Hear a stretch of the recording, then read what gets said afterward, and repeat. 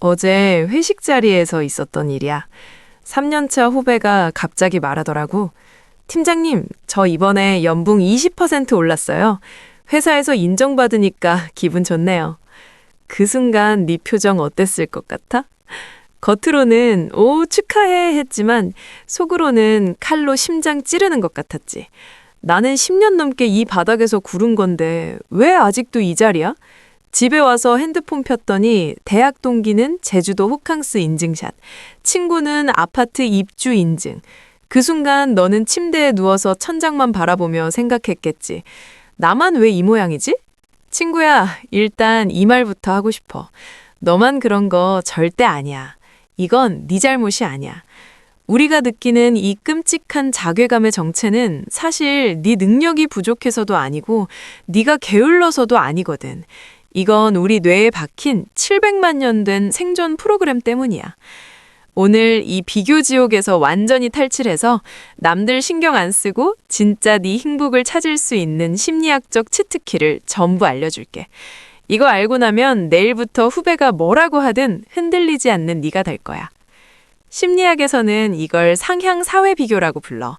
나보다 잘나 보이는 사람과 나를 계속 대조하는 거지.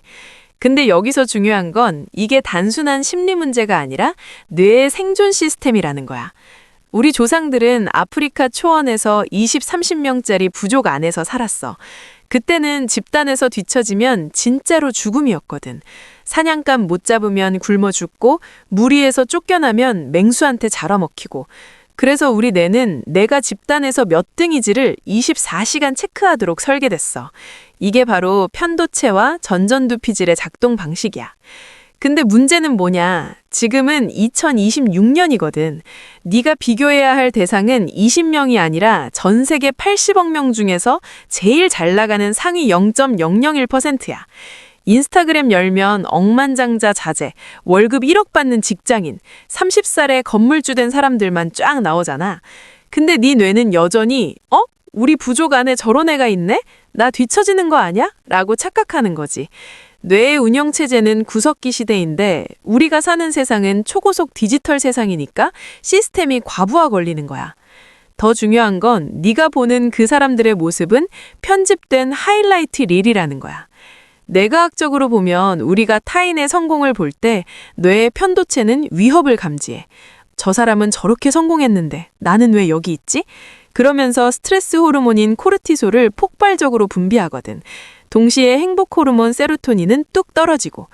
네가 느끼는 우울함은 네 잘못이 아니라 뇌의 잘못된 경보 시스템이 울리는 소리일 뿐이야. 실제로 2018년 펜실베니아 대학 연구 결과를 보면 SNS 사용 시간을 하루 30분으로 제한한 그룹은 3주 만에 우울증과 외로움 수치가 43% 감소했어. 이게 의미하는 게 뭐야? 네 마음이 약해서가 아니라 환경이 너를 병들게 하고 있었다는 거지. 자, 이제 이 끔찍한 비교 지옥에서 탈출할 3가지 구체적인 기술을 알려줄게. 오늘 당장 써먹을 수 있어. 치트키 1. 비교 대성을 강제로 교체하라. 1년 전의 나 기록법. 남이랑 비교하지 마세요. 이 조언 들어봤지? 근데 솔직히 안 되잖아. 뇌가 자동으로 비교하게 돼 있는데 어떻게 안 해? 그래서 우리는 대상을 바꾸는 거야. 남 대신 1년 전의 나와 비교하는 거지. 구체적인 방법. 오늘 밤부터 핸드폰 메모장에 이렇게 써봐. 2025년 2월 연봉 4,500만 원 팀 막내 매일 야근. 2026년 2월 연봉 5,200만 원 후배 2명 생김 주 1회 정시 퇴근 성공. 작은 거라도 좋아. 1년 전엔 PT 10kg도 못 들었는데 지금은 20kg 든다. 이것만으로도 충분해. 심리학자 조던 피터슨이 이런 말을 했거든. 오늘의 당신을 어제의 다른 사람과 비교하지 말고 어제의 당신과 비교하라. 실전 예시를 들어볼게. 회식 자리에서 후배가 저 연봉 20% 올랐어요 라고 하면 속으로 이렇게 대응하는 거야. 오, 축하해. 근데 나도 작년 이맘때보다 업무 속도 30% 빨라졌고 신규 프로젝트 3개 성공시켰지. 나도 성장하고 있네. 이렇게 네 성장 지표를 환기시키는 거야. 치트키 2. 빙산 아래를 강제로 상상하라. 비용 계산법. 우리가 보는 SNS 사진은 빙산의 꼭대기, 딱 10%야. 그 화려한 한 장 뒤에 숨겨진 90%의 고통은 안 보이거든. 그래서 이렇게 해봐. 구체적인 방법? 누군가 제주도 호캉스 사진 올리면 이렇게 상상해봐. 아, 저 사진 찍으려고 비행기 3시간 지연에 짜증났겠네. 호텔비 100만 원 깨지고 카드값 나가면 한 달 뒤에 스트레스 받겠지. 애 둘 데리고 여행 가면 쉬는 게 아니라 더 피곤한데. 이게 무슨 의미냐? 부러움을 연민이나 이해로 바꾸는 거야. 그러면 뇌의 편도체가 진정되고 오히려 공감 회로가 활성화되거든. 시기심이 사라지고 마음이 편안해져. 실전 대화로 보자. 동기가 나 이번에 강남 아파트 샀어 라고 하면 나쁜 반응? 부럽다. 나는 언제 집 사나? 좋은 반응? 오, 축하해. 근데 대출 얼마나 받았어? 이자 부담 괜찮아? 나도 알아봤는데 이자가 장난 아니더라고. 이렇게 물어보면 상대방도 속마음을 털어놔. 사실 매달 이자만 300만 원이야. 잠을 못 자. 그 순간 네 마음이 어떻게 변할까? 아, 나는 전세지만 그래도 편하게 자는구나 하면서 감사함이 생겨. 치트키 3. 환경을 물리적으로 격리하라. 디지털 단식 프로토콜. 이건 의지의 문제가 아니라 환경 설계의 문제야. 네가 자꾸 비교하게 만드는 환경 자체를 차단하는 거지.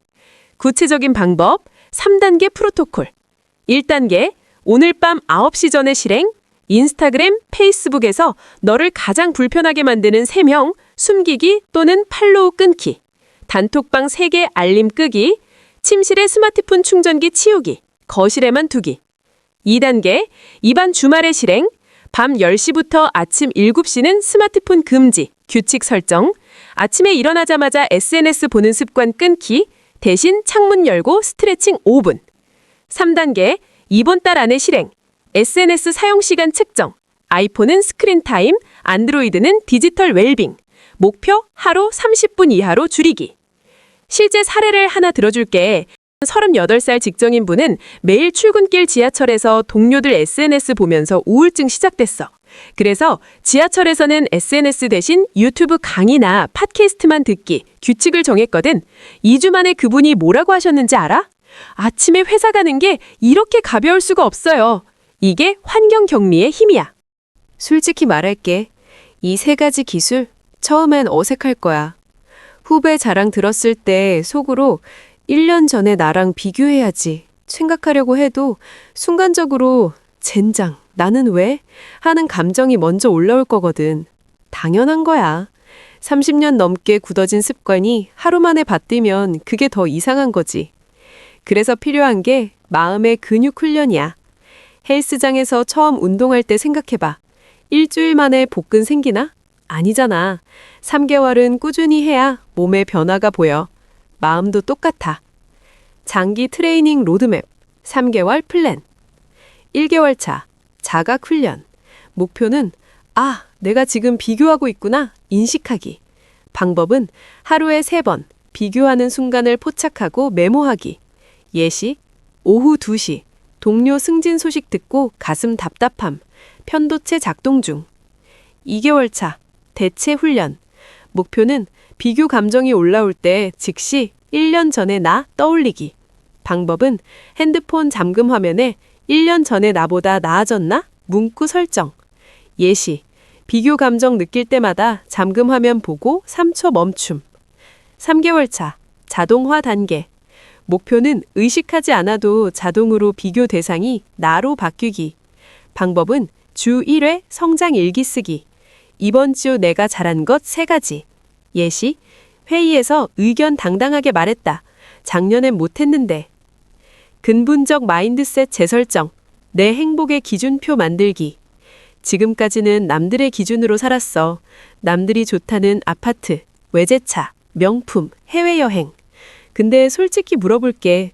그거 진짜 네가 원하는 거야? 아니면 남들이 부러워할 것 같아서 원하는 거야? 구체적인 방법. 종이 한 장 꺼내서 이렇게 써봐. 내가 진짜 행복했던 순간 탑 10. 예시 1. 아이가 처음으로 아빠 사랑해 했을 때. 예시 2. 오랜만에 친구들이랑 소주 한잔하며 웃었을 때. 예시 3. 새벽에 혼자 조용히 커피 마시며 창밖 보던 순간. 예시 4. 힘든 프로젝트 끝내고 동료가 수고했어 했을 때. 이 리스트 보면 알 수 있어. 진짜 행복은 돈으로 안 사지는 것들이 더 많아. 이게 명확해지면 남들이 명품 가방 사든 제주도 가든 너는 그거에서 행복해? 좋네. 나는 이거 할 때 행복해. 하면서 흔들리지 않게 돼. 실제로 하버드 대학의 80년 종단 연구 결과가 있어. 행복한 사람들의 공통점이 뭐였는지 알아? 좋은 인간관계였어. 연봉도 아니고 명예도 아니고 건강한 관계였다고. 근데 우리는 뭘 하고 있어? 관계는 소홀히 하면서 남들이랑 연봉 비교하고 있잖아. 친구야, 마지막으로 이것만 꼭 기억해. 너는 지금 이대로도 충분히 괜찮은 사람이야. 남들의 속도에 맞춰서 숨가쁘게 뛰어올 필요 없어. 인생은 100m 달리기가 아니라 끝이 없는 산책 같은 거니까. 네가 걷고 있는 그 길, 그 속도가 정답이야. 남의 지도를 보고 네 길을 의심하지 마. 후배가 연봉 올랐다고? 축하해주면 돼. 근데 그게 네 가치를 떨어뜨리지 않아. 동기가 아파트 샀다고? 멋진 일이지. 근데 그게 너를 실패자로 만들지 않아. 네 인생의 주인공은 너야. 남들이 아니라고. 오늘 밤 침대에 누워서 이것만 해봐. 스마트폰 내려놓고 천장 보면서 깊게 숨 쉬어봐. 그리고 속으로 이렇게 말해. 고생했어, 오늘도. 나 나름대로 열심히 살고 있잖아. 변화는 이미 시작됐어. 나 왜 이러지? 라고 고민하며 이 영상을 클릭한 그 용기 자체가 이미 네 마음의 치트키를 활성화한 거니까. 이 영상이 네 마음의 짐을 조금이라도 덜어줬다면 정말 기쁘겠어. 도움이 됐다면 구독과 좋아요, 그리고 너처럼 힘들어하는 소중한 사람에게 이 치트키를 공유해줘. 이상 마음 치트키였습니다. 감사합니다.